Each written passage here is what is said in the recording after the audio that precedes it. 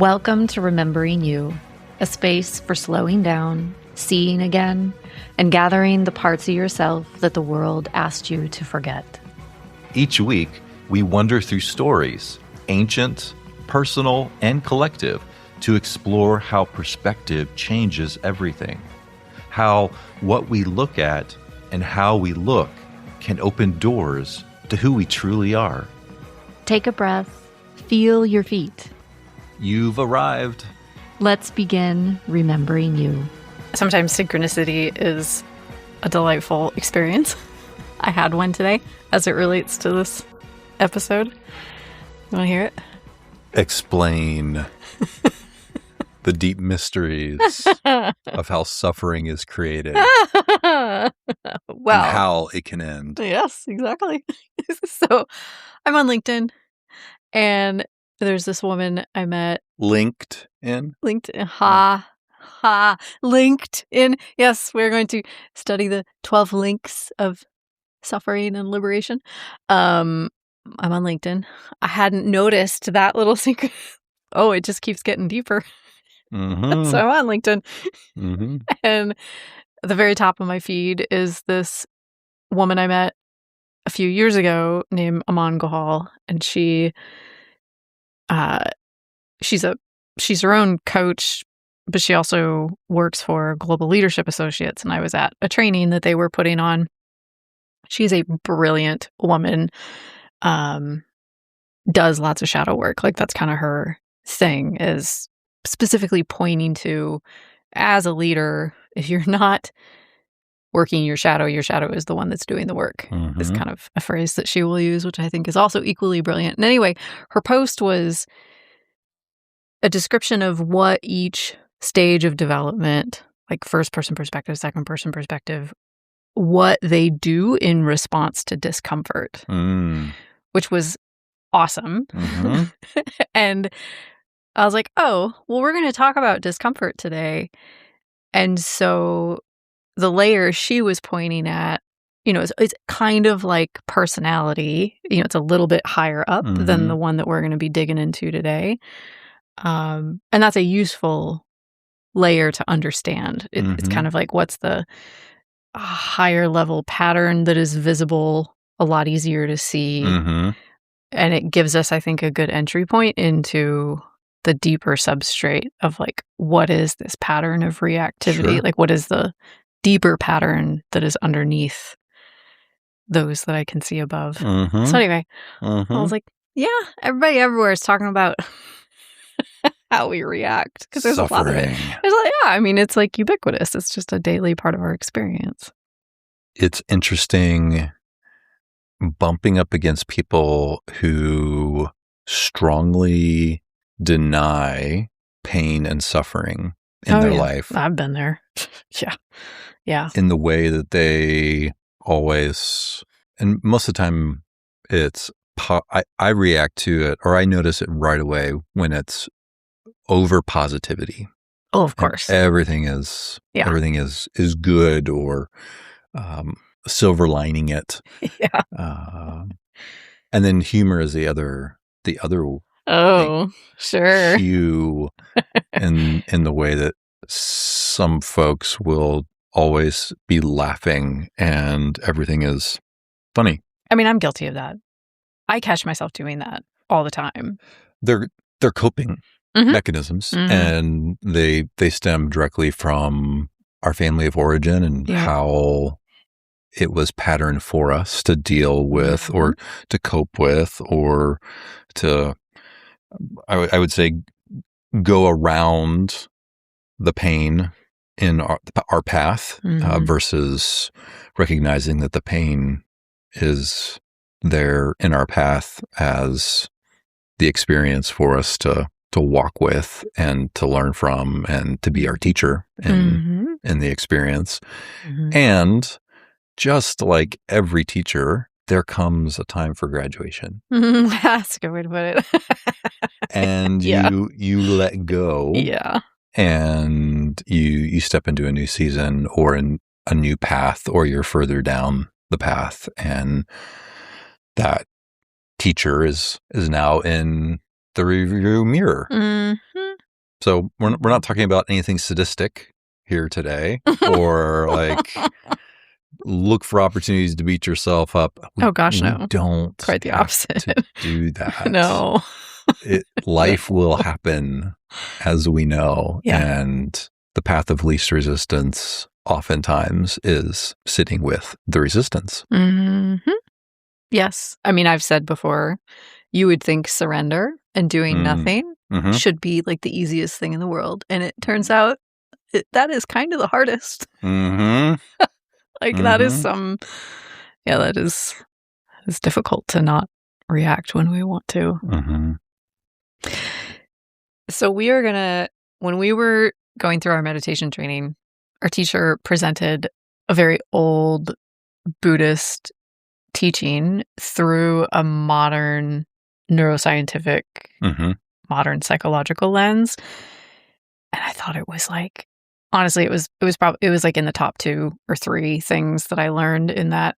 I mean, it was so helpful for me. Because I think trauma is one of these words. I've taken issue with it here before, and it's a decent enough word, but it's just so deeply misunderstood. So I think just like reactivity or discomfort or those experiences we have of pain and the way that it causes our mind and our body to want to then reach for something to fix it. Like that pattern has a very detailed step-by-step. It's like a stack of dominoes just falling over. And so one is going to lead to another, which will lead to another. And knowing what that cycle is, I think is an incredibly helpful thing to just kind of marinate in for a little while and contemplate and feel through. And from the Buddhist perspective of these 12 links, the gift is being able to step outside and recognize what is taking place. Not that you'll never be triggered or you'll never have pain or suffering. Oh, yeah, no. It's just recognizing what the experience is. And the word surrender is probably good, or trust. Trust is an interesting word because I only want to trust things that are pleasant and that I like. But when we choose love and trust the process, the reality is that there's going to be some moments in our lives where we recognize, okay, I keep getting trapped in this wheel. Yes. And how do I not feel crazy in the experience of life? Because it does feel like I just jumped right back on the hamster wheel. Oh my God. So disorienting and very frustrating. And so I think we'll also want to talk about what does it look like when this wheel is moving in the other direction. There is a cycle of reactivity, and then there is also a cycle of liberation. And so that, I think, self-empowerment. Yes, freedom. Let's use trendy language around it. How can we all become enlightened? Like the Buddha? And empowered. Yeah.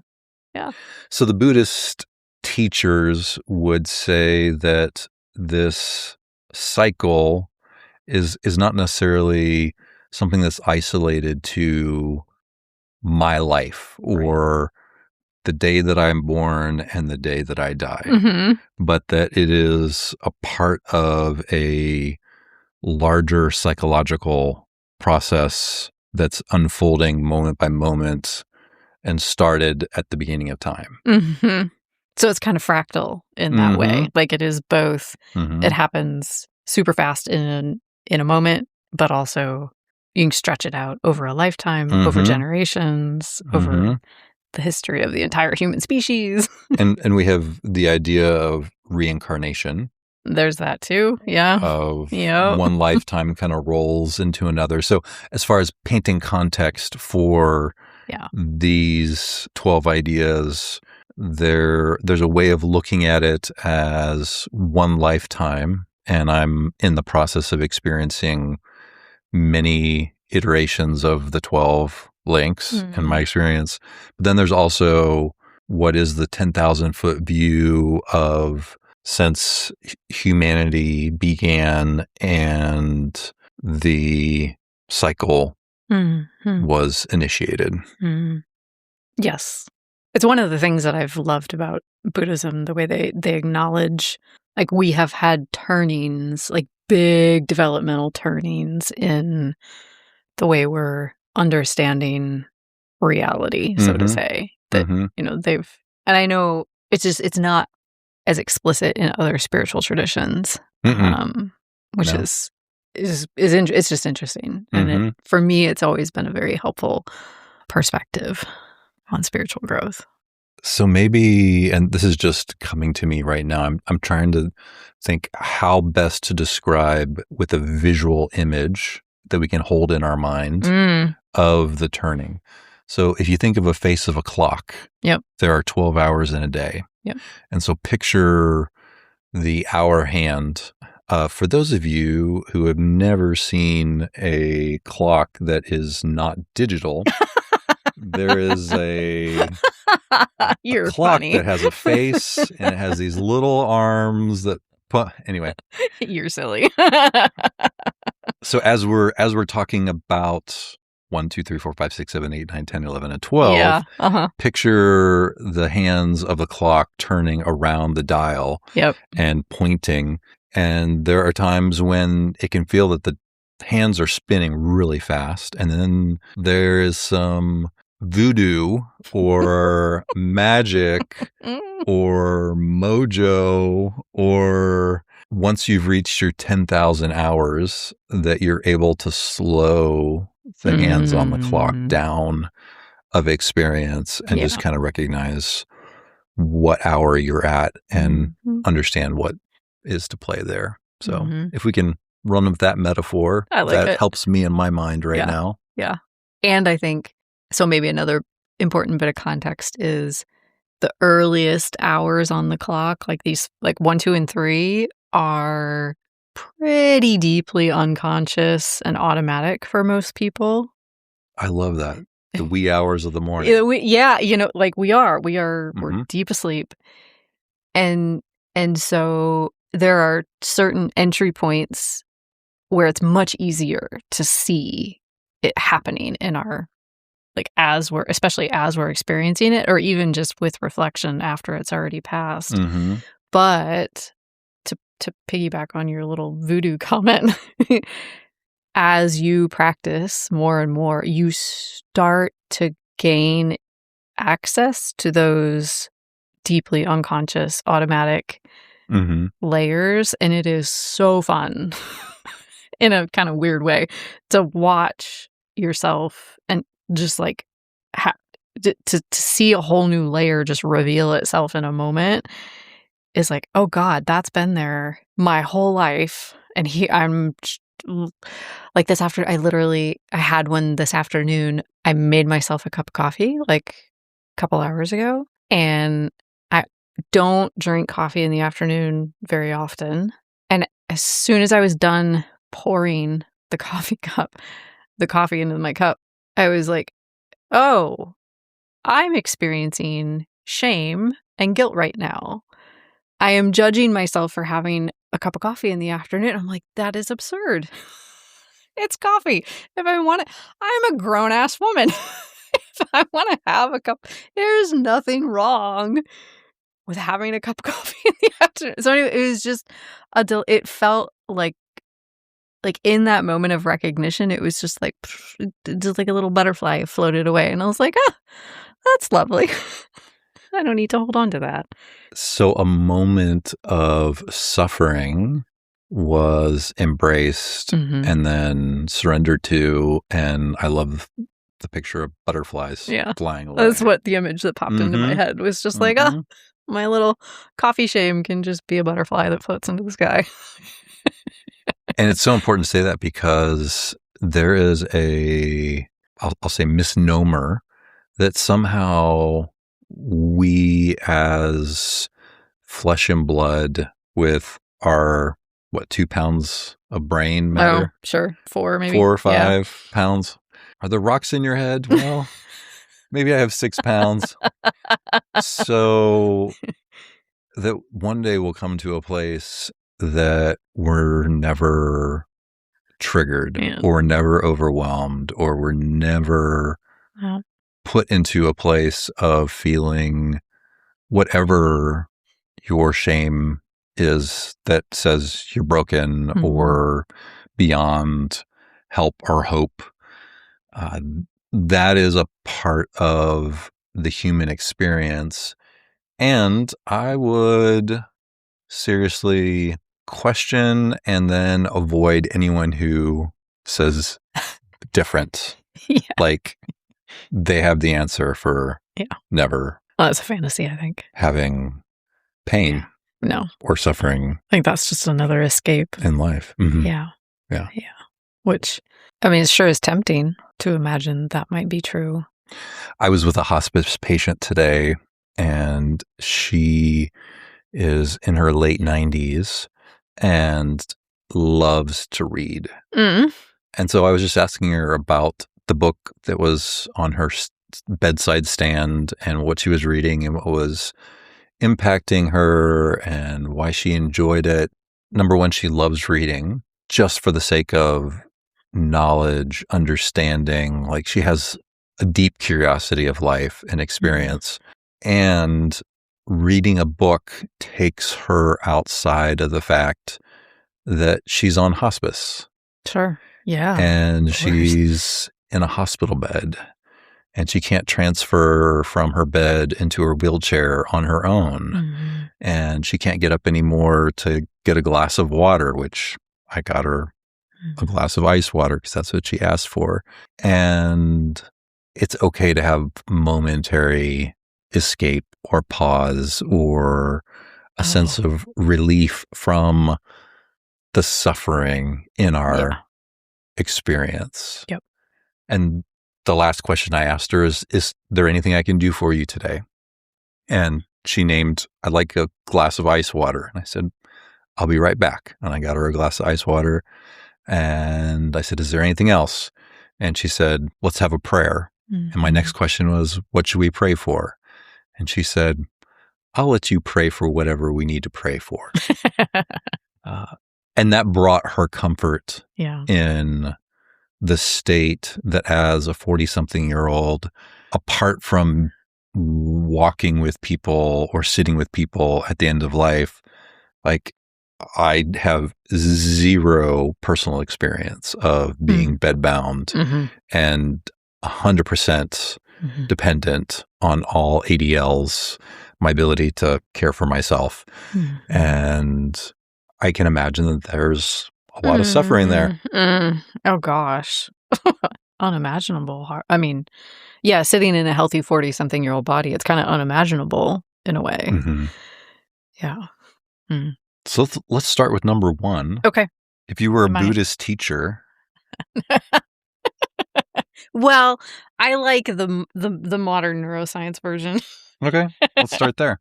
I mean, so I think the easiest way to name it is this moment that we are in.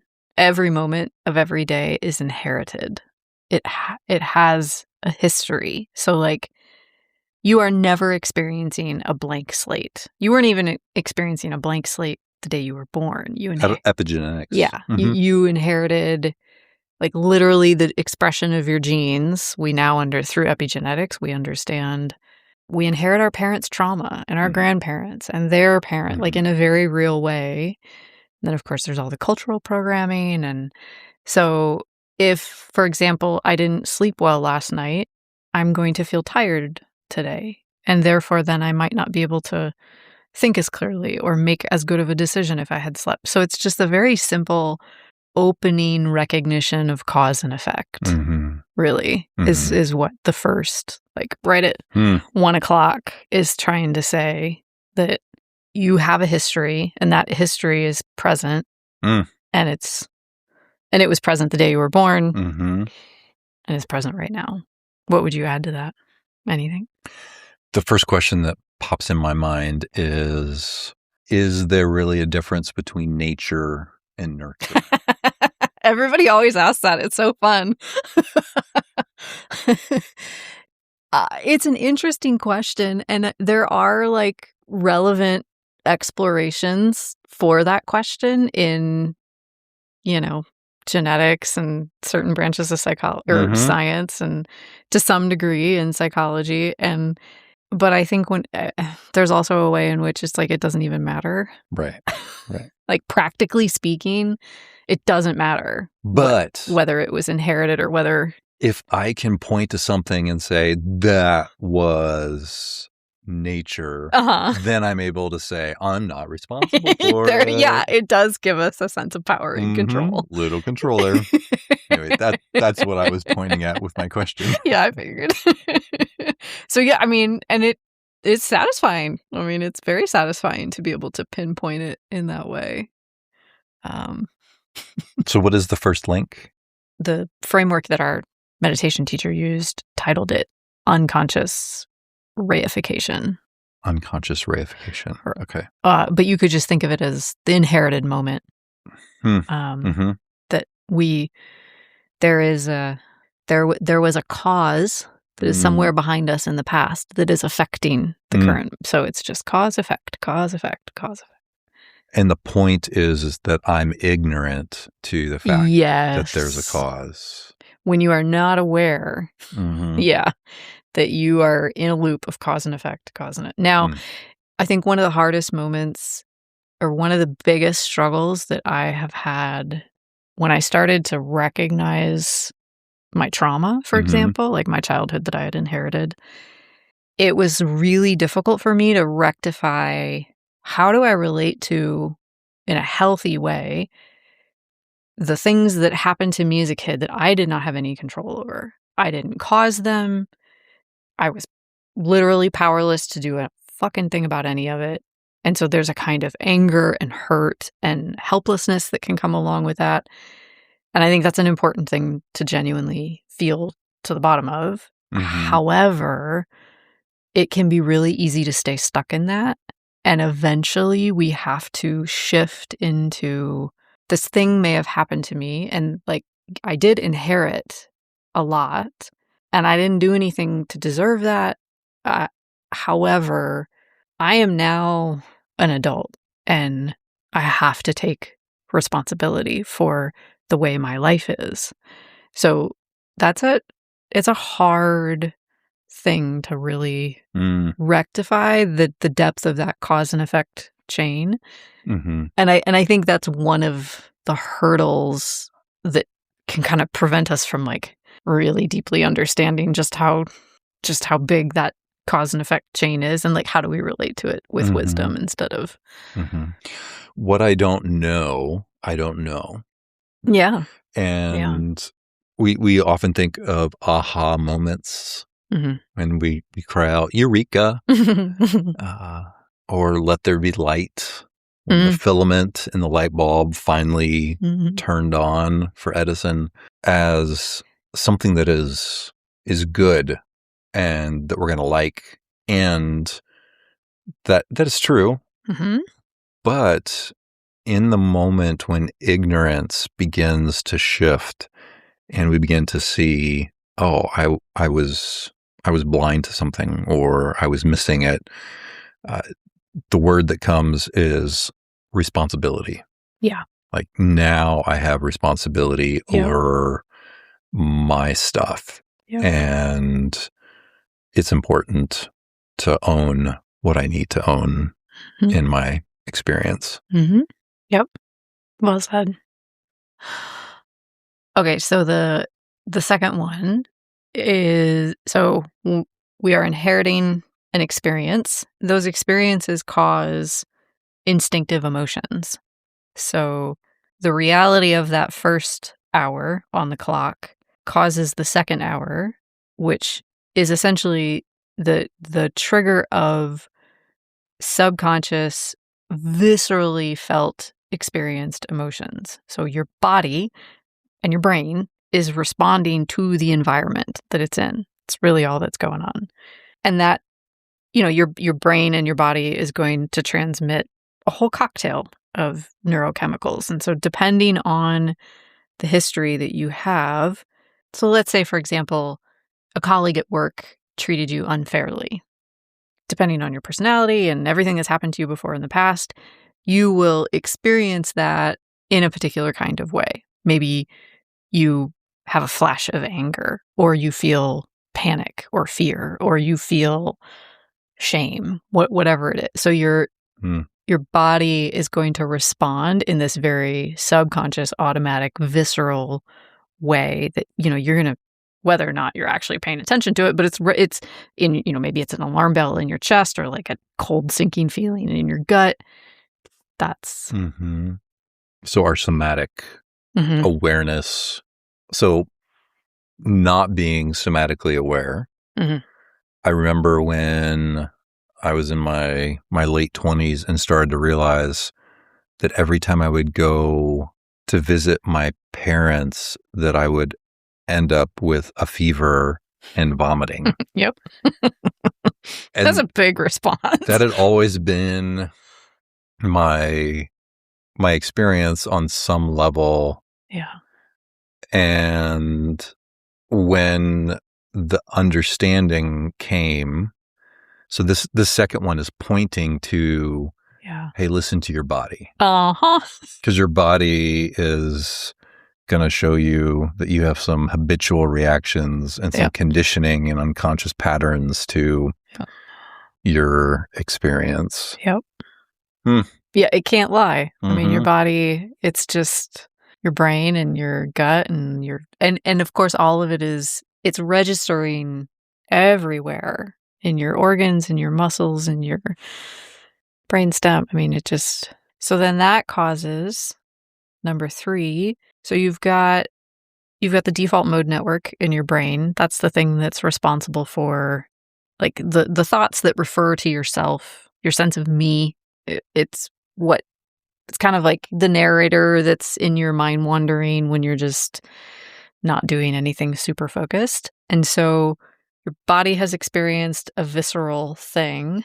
That default mode network kind of snaps to attention and it will fixate on the thing that doesn't feel good. Mm-hmm. And so maybe while you're falling asleep at night, this colleague that treated you unjustly, your default mode network is going to like feed you up. Oh, remember that guy at work said and did this thing. And then you find yourself ruminating and you're imagining, oh my God, how am I going to respond? And what are they going to do tomorrow? And what if that impacts this other thing? Or maybe it reminds you of another event in the past where somebody else treated you unfairly. And then you're worrying about and reliving that thing that happened in the past. So there's the watchman on guard kind of gets activated when we feel things in our body. And of course that happens in a gajillion kinds of ways, but really it's just, our brain is oriented toward making sure that we're monitoring our threats. And so we do have this bias toward noticing the things that feel bad because that's how we stay safe and alive. Yeah.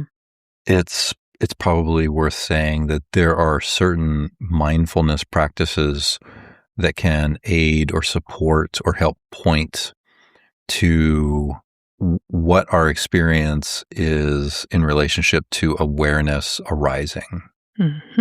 Because a lot of times we're just kind of floating on the surface of the water and stuff is happening to us, but we're not necessarily aware that from the depths there are things that are coming up and out, and that's what's making the water choppy, or that's why the surface of the water is crystal clear. It's based upon what is deeper in our experience. And so you can Google or look up on YouTube consciousness or awareness practices or guided meditations, and they will walk you right through that process and help you connect a little bit deeper with this third link.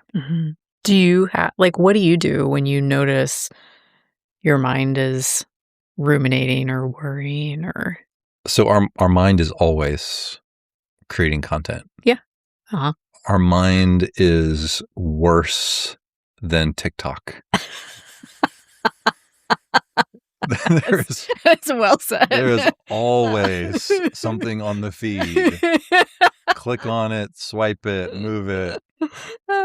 It's just broadcasting non-stop. Yeah. And so before TikTok, I would have said it is like a drippy faucet. It just keeps dripping. But the mind is a whole lot more powerful and intense than a dripping faucet. Yeah. So yeah, everything is a part of our mental construct and how we view, how we see, like the filter. Our mind is filtering everything out or telling us how we should relate or feel or understand. And so just having that, and that may sound like overwhelming, like, what does that really mean? How do I relate to our mind? Just keep a daily practice of meditation. It doesn't matter what type of meditation, just do something and you'll start to hear and see and feel the way your mind is influencing you. Mm-hmm. Yeah. And I think part of that first, the ignorance of that first link starts to, maybe we could say the mist or the fog starts to kind of fall away. And it's like, oh, yeah, this is not reality. Mm-hmm. So hour number 4. So our watch guard has come alive. We've maybe latched on to a particular thought and it's kind of starting to run down the train, or the tracks are running down the train. The train is running down the tracks and it's going to pick up speed. And so here we get the construct of ourself. So our psyche contracts around this event or this feeling or the combination of all the above. And that internal template of who you are or what the world is activated. And so suddenly you are identified with, this person treated me unfairly and now I am the rejected colleague, or, I am now obsolete, or whatever the narrative is. And I think our meditation teacher named explicitly, this is like really one of the first entry points where, so for example, like if you know your Enneagram type, or or whatever your favorite personality typology is, there's a really, really good one on clearerthinking.org. They have it's called the Ultimate Personality Test, and they're very, very rigorous, and they've put a crap ton of validation data and expertise and statistical analysis behind it. But it'll give you, it kind of mashes all of the like the major personality tests. So Enneagram and Myers-Briggs and Ocean. And so it puts them all together and it kind of gives you an explanation of where you fall in all of the different buckets. And so if you know what your typical patterns are for your personality, this is the point where you can watch your self-construct just show up. Whether it's a thought or an emotion, like, oh, there I am doing the thing that my personality does, or I am feeling the way that my type tends to feel. Mm-hmm. It's that intersection where the mind and the body are coming together to create experience. Mm-hmm. Mm-hmm. And that's going to be through our thoughts, our emotions, our sensation, our physical existence. So the body that we have, the mind that we have, all of that is a part of this naming and form. Yep. Name and form. Mm-hmm. And it's, of course, it feels true. Like it feels deeply real. It is. And it is, and it is also constructed. Yep. Because when I walk into a room, as a 6'2" cisgendered man, I have been programmed and conditioned to expect a specific response from everybody in the room. Mm-hmm. And add a beard to that. A beautiful beard. I was walking in a hallway recently, and one of my patients passed me, and she was like, I think you should cut that beard off. She's like, you're a handsome man. You don't need that. So, like, all of that conditioning, she was a point in my experience, and all of her life conditioning up until the point where now she has dementia and zero filters on what comes through her brain and out of her mouth was being displayed for me to witness. Yeah. And the reality is that I still am who I am. Yeah. And nothing from her perception or her, we could say, projection about the fact that I am tall and I am handsome, and there's this horrible fact that there's something growing on my face, which takes away from the fact that I'm 6'2" and handsome. Like, you're ruining her experience of your beauty. So you see, like, how what is true in that moment for her is actually not true for me in the moment for me. And it would have been futile for me to argue with her. Oh, of course. And tell her, well, I like it, and my wife likes it, and, because that is her way of seeing in that moment. And that's a great fine. Illustration of, like, if you were deeply attached to this beard as being a beautiful symbol that needed to be recognized and appreciated by everyone. And worshipped. Yeah. And bowed down. So the way that if you were deeply attached, you would have then reactively felt the need to defend this beard and try to convince her that no, actually, this is, my wife likes it and I like it and it's actually really So the fact that you can, like, you're not attached. I mean, you are in some way. Like, I know you do genuinely enjoy your beard, but you understand that you are not your beard. No. And I don't take myself seriously. Right. Yeah, that's what I mean. Or let me say it another way. I can laugh at myself, or I can laugh at experience. Yeah. And that's... Like, if tomorrow you developed some horrible skin condition that caused all the facial hair to fall off or something. I rebuke that thought. In the name of Jesus. I mean, you wouldn't like it, but, like, it wouldn't challenge your fundamental sense of who you are. Ooh, yeah. So that's pointing to my true self. Yep. Versus not lesser, but false self, in the sense that anything that is true cannot be taken away or removed. Anything that is false self, can be. Yeah. And is changing and is passing away and is in the process of unfolding and decomposing and then regrowing. So then that brings us to our number 5, which is kind of like a matrix projector. So the self construct that was created at our number 4 gets projected onto our surroundings, onto other people. So the brain, our human perception is not just this objective recording of reality.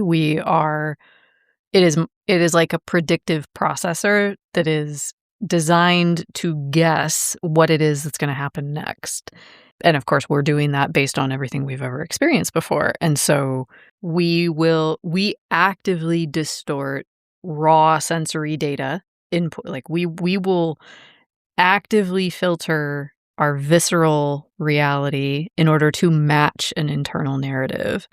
And so maybe, for example, that colleague that treated us unjustly the day before, when we go to work the next day, we might interpret their posture as they're walking through the hallway as they're being hostile towards me. Or we might interpret their silence around us as they disapprove of me. They don't like me. They don't even want to talk to me anymore. And so that we then it's just the narrative construction that happens as a result of this self that we have kind of solidified around and become attached to. Mm-hmm. And we rely on our eyes and our ears, our nose, our tongue, our body, and our mind. So our senses to help us kind of feel that. And oftentimes we don't even realize that we are using our sense base to navigate this part of our experience. Yeah. I mean, unless we've actively taken time and attention to notice it, we won't, because we're just not, unless we raised in a household where that was the norm. For most humans, that's not. We didn't grow up with parents who were teaching us how to pay attention to our body sensations. Like nobody really talks about that. And so if we've never taken the time to as an adult, there's just going to be a ton that, I mean, we don't, and obviously the goal is not to be able to pay attention to every single tiny little sensation. We don't need to get it all. We couldn't, even if we wanted to try to consciously hold all of that. But there is a ton that's getting filtered out that is important to pay attention to. There's a story coming up about filtering out. It's kind of humorous. Okay. It really doesn't. We'll see where it goes. Okay. I was visiting with a gentleman yesterday who has a cochlear implant. Oh, yeah. Yeah. So he was deaf, and mostly deaf, and had an operation 20 years ago and had a device implanted in the side of his head, and that gives him ability to hear.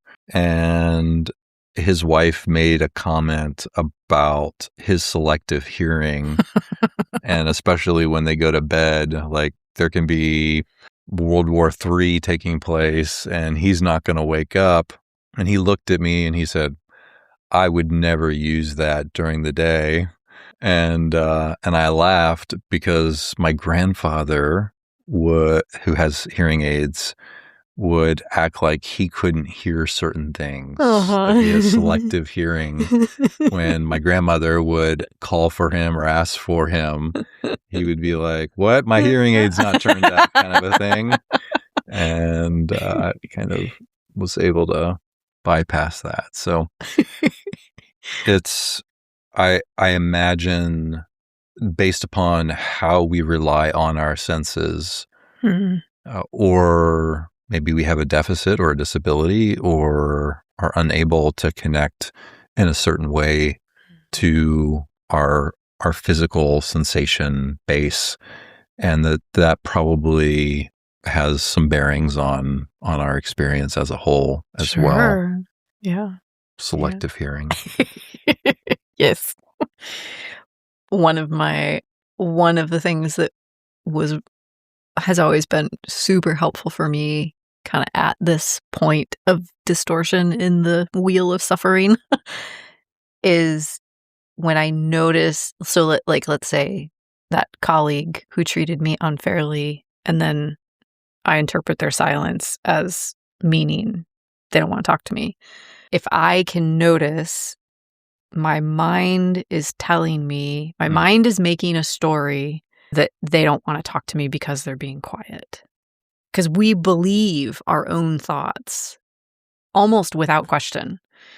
And it's so important to create just a little bit of distance between the narrative that our brain is constantly feeding us. And like for me, a really helpful way is just like, oh, my mind is telling me a story that blah, blah, blah, blah, blah. And I have to do that. I mean, I do that every day because it's, despite years and years of practice, I still very much believe just automatically everything that my mind tells me.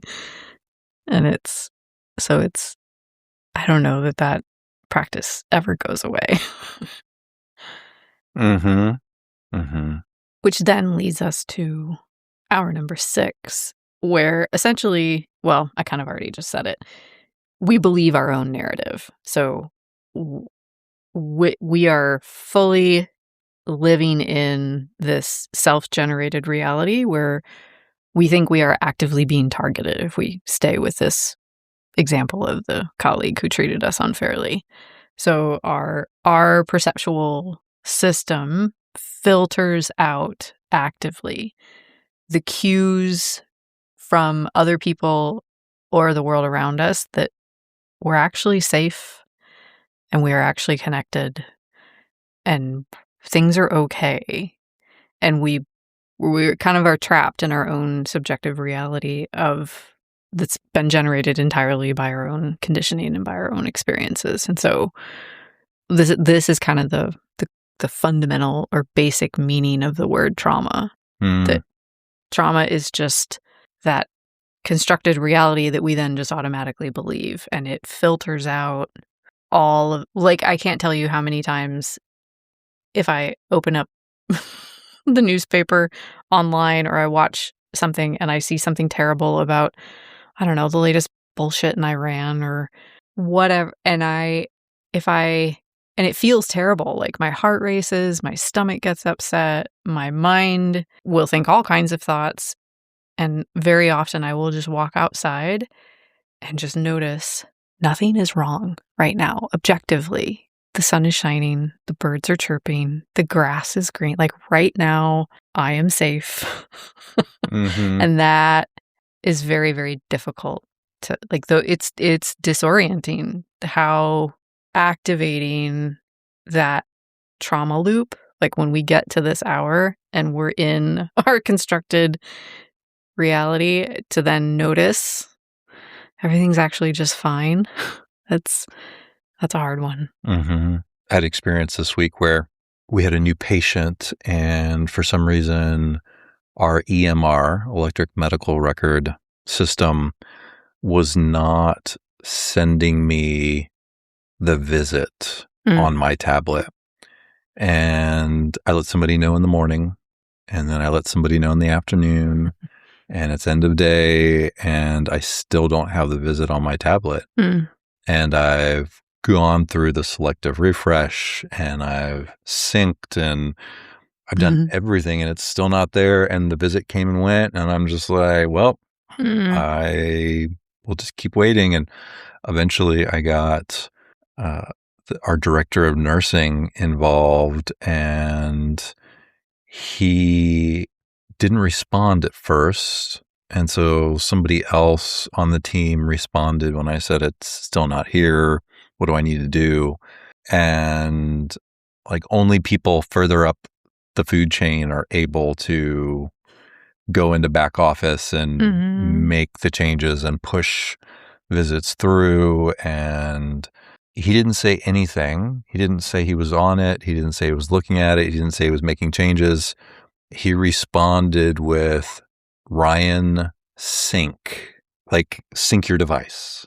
Oh, okay. And I had just synced my device, and I'm like, I've had people over and over again tell me you need to sync your device, and I'm just like, I've synced it over and over and over and over again.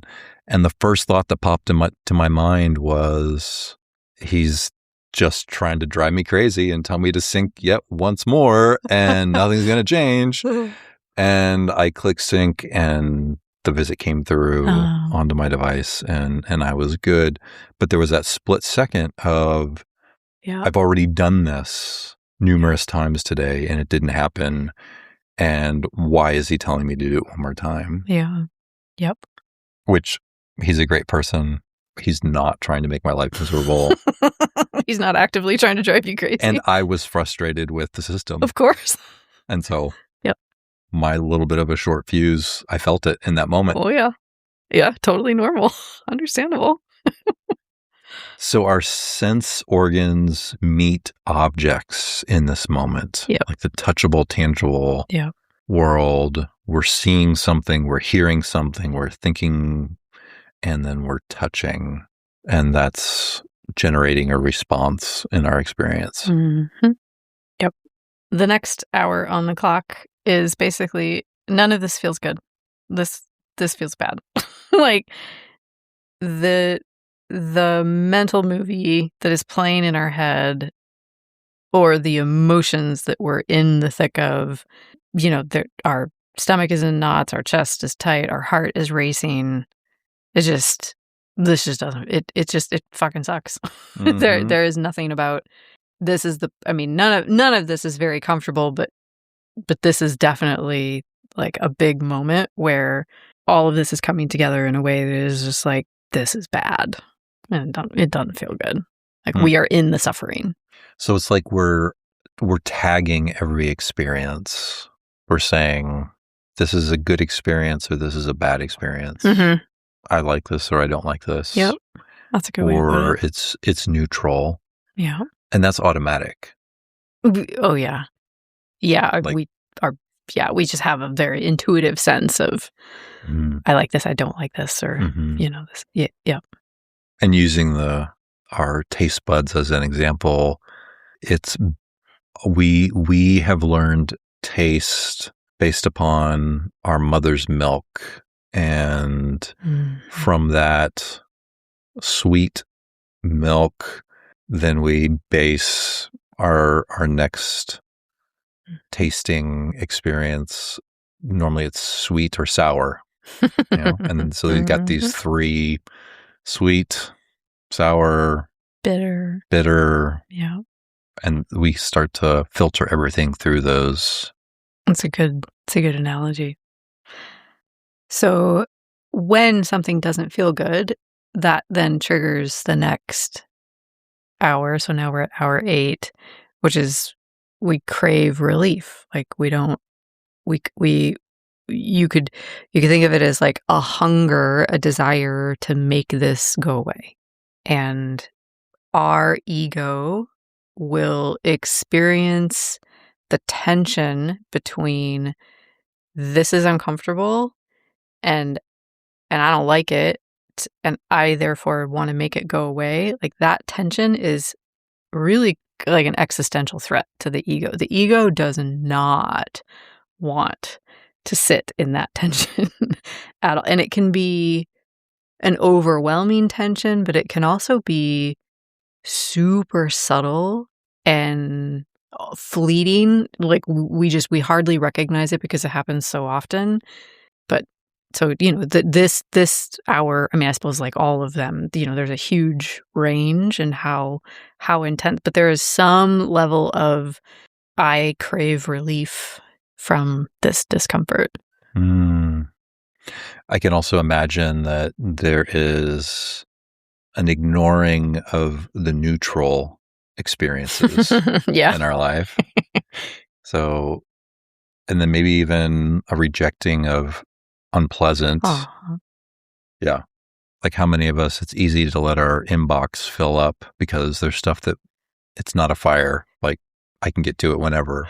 Yeah. And then pretty soon you have 50 emails that need to be attended to and things that need to be responded and addressed. And you're like, well, it's just overwhelming because I've let all the neutral responses to my experience just build up.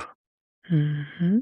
So that then leads to hour number 9, which is the way in which we will compulsively reach for whatever our coping mechanism is to fix the pain or numb the pain. So, I don't know, it could be we scroll on social media, we reach for a drink, we eat some tasty food, we work harder and longer. The coping mechanism can be any and everything. It could be even daydreaming about some positive imagined future. We can bypass all of the negativity and just kind of float off into la la land. Like the escape hatches are multitudinous. Mm-hmm. Clinging. Yes. Holding tightly. Say more. This is mine. So our attachment, a lot of the times I will describe suffering as coming from clinging. Yeah. It's what I'm holding on to. And oftentimes it's something that has past or is over or it's met its expiration date. And in the West, we just are not skilled at endings and letting something go. And so in our mind, in our soul, like it is trying to make sense of something not being the way it was and recreate it in a way that gives a sense of comfort or stability or certainty, some way to feel a little less I'm not in control in that moment. And that could be scary. So attachment to our beliefs, our identity, I'm 6'2" and I have a beard, our possessions, and then relationships are really important. I opened the car door today to put my guitar in the back seat at the end of a visit, and I looked down and I saw on the inside of the door on the hinge there is a little spot, and it's smaller than a dime, of rust that's starting. And I was just like, what? That's not supposed to be there. Should I attend to decay and oxidization on my car door? Yes.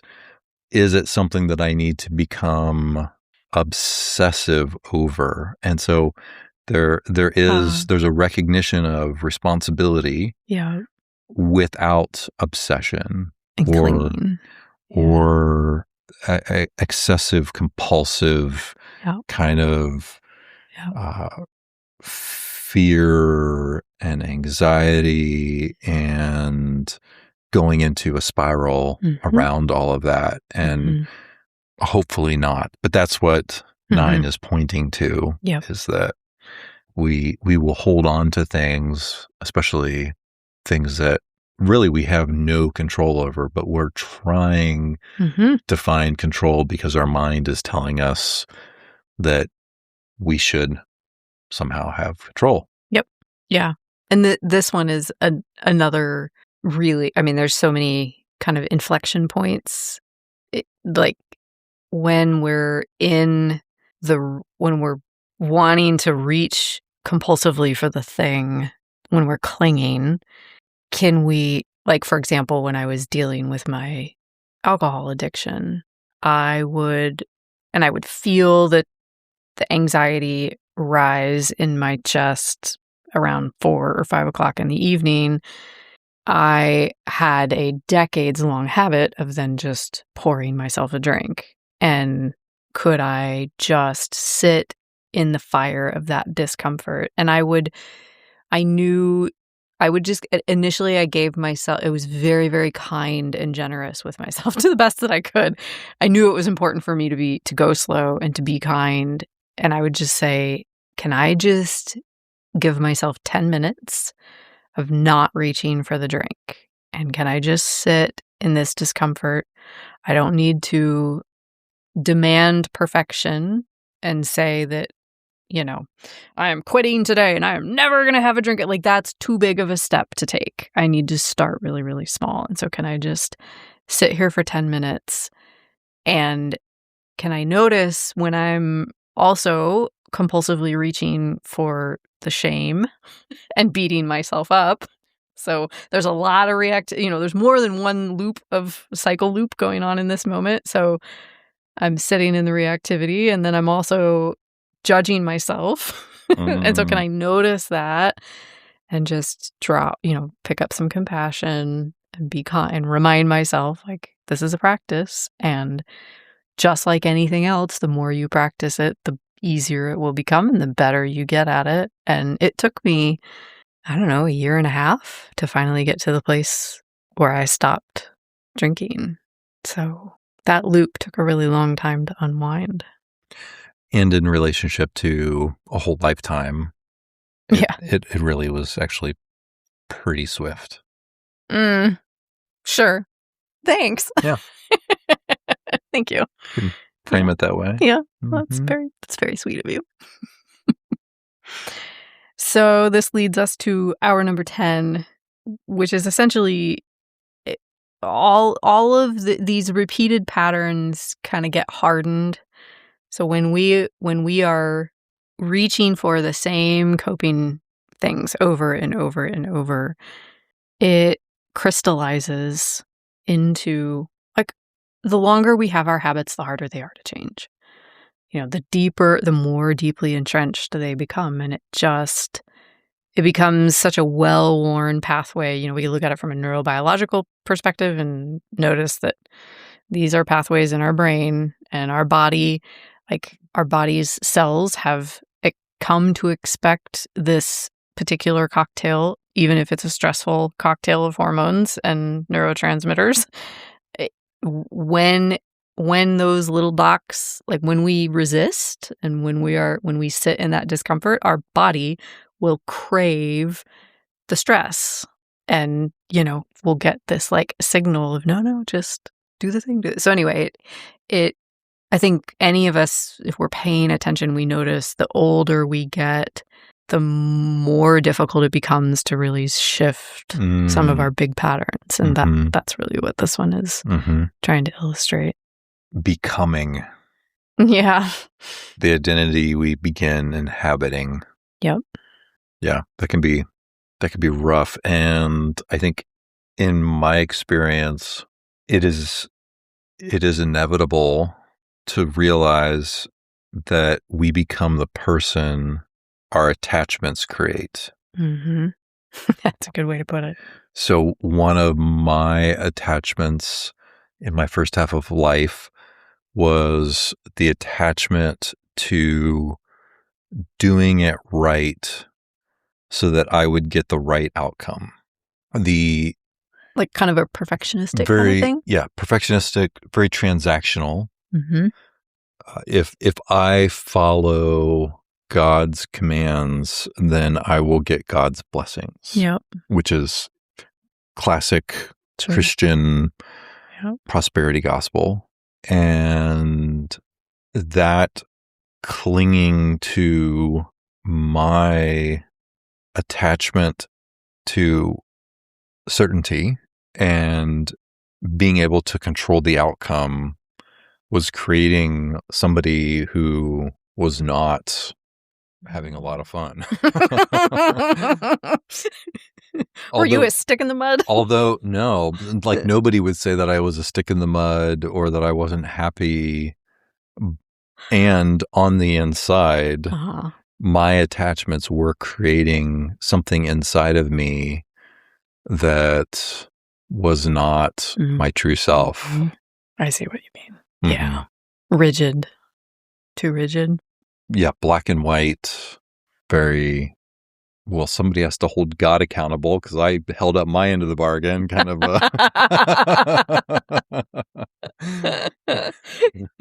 God's not following through. Nope. Oh, not at all. Yeah, that can be really disorienting. and not healthy. No. So then at hour 11, we kind of start to experience Groundhog Day. Like, all of this, our patterns become faster and faster. They become more deeply ingrained.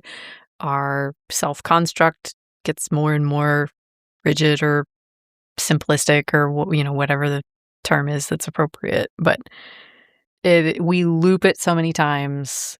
We are essentially continuously just re-traumatizing ourselves over and over and over and over and over and over again. Yeah.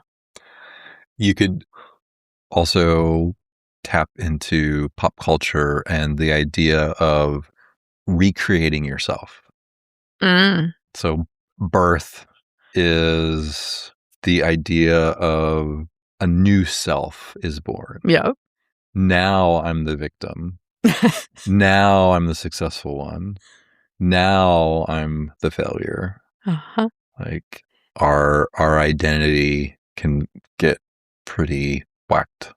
Yep.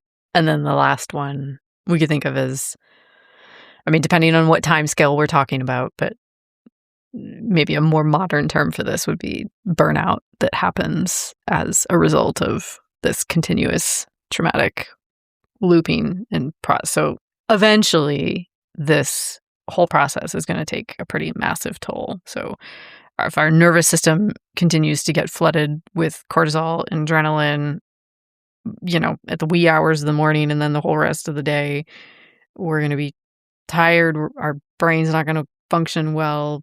We might develop immune disorders or diabetes, whatever, all cancer. And that accumulated, undigested somatic stress just gets inherited into the next moment. And then we start back at hour one again, where we are back at the cause and effect chain. And we're just repeating. Yeah. So in traditional Buddhism, the idea is aging and death. Yep. Every identity eventually falls apart. And then we experience the loss and the grief and the disappointment of the end, which leads us back into the quicksand of ignorance. Yep. If we don't just recognize, okay, we're in a loop. Yep. We're in a pattern. Yeah, so that's the bad news, so to say, or that's the whole big cycle of suffering. It's kind of heavy, mm-hmm. but it's also very real. So if we were to do a quick thumbnail sketch of these 12 links, coming back to the idea of someone criticizes you. Yep. So ignorance assumes that the criticism threatens who I am. Mm-hmm. Conditioning, I learned criticism means I'm not enough. Consciousness, my attention narrows. I can start to feel panicked and anxious.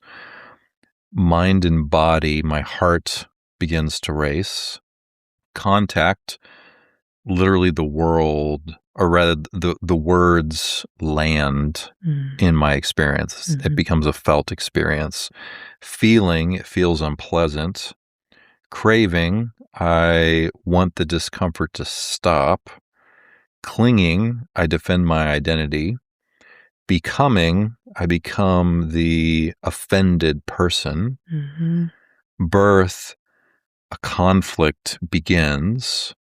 And lastly, death, the relationship suffers and the cycle starts again. Yep. Beautifully said. Thank you, Buddha. I mean, it is such it makes sense why he was credited with enlightenment. To imagine living in a world where this just was not understood.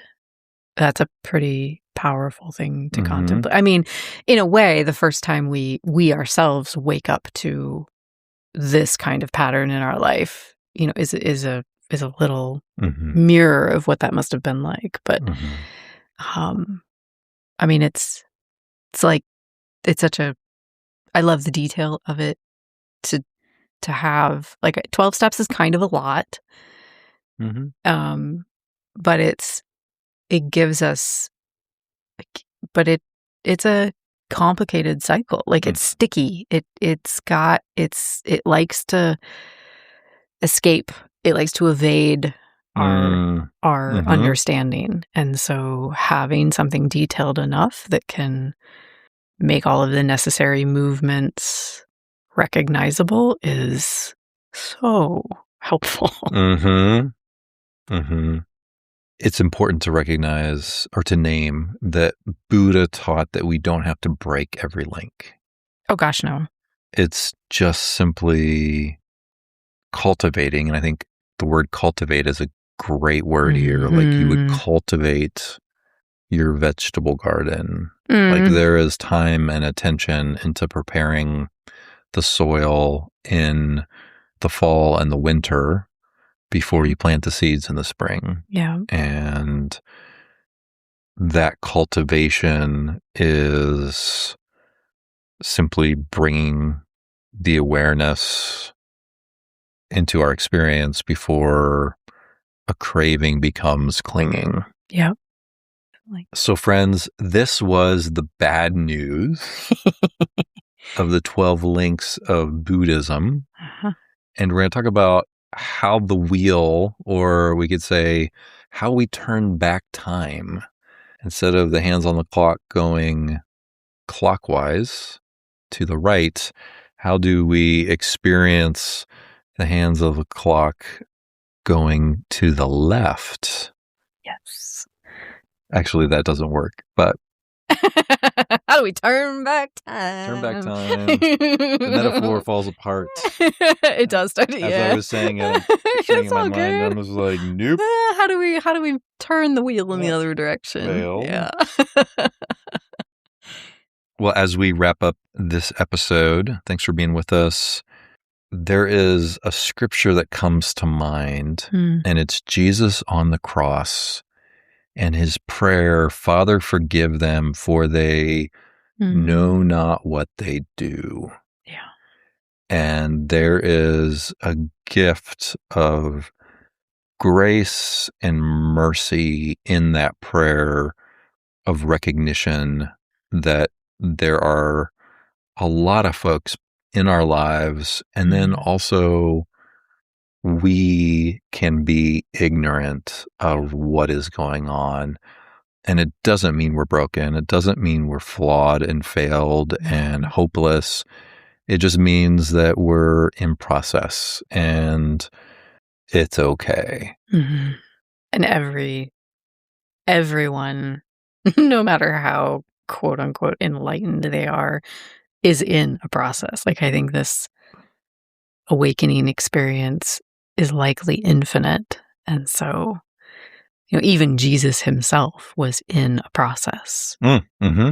And there were aspects of experience that even Jesus didn't understand and didn't see and didn't, was ignorant to, so to say.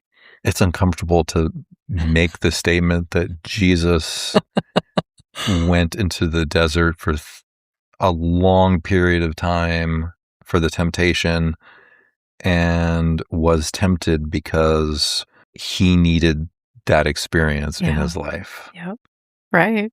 He was learning too, just like all of us. That is very much, I still feel uncomfortable even saying. Really? That's so true. Well, because Jesus was perfect. Yeah. Yeah, of course. He had it all together from the beginning.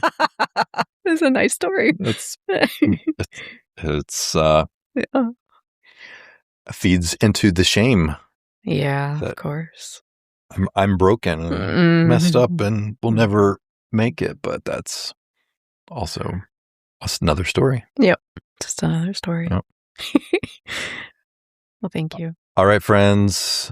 Join in next time when we'll talk about the 12 links from a positive perspective. Yeah. Talk about the good news. How does this play out as we begin to awaken? Yeah. And how does it change our experience and relationship to ourselves and the outer world? Love it. Okay, we'll see you then. Bye for now. Bye. Cool.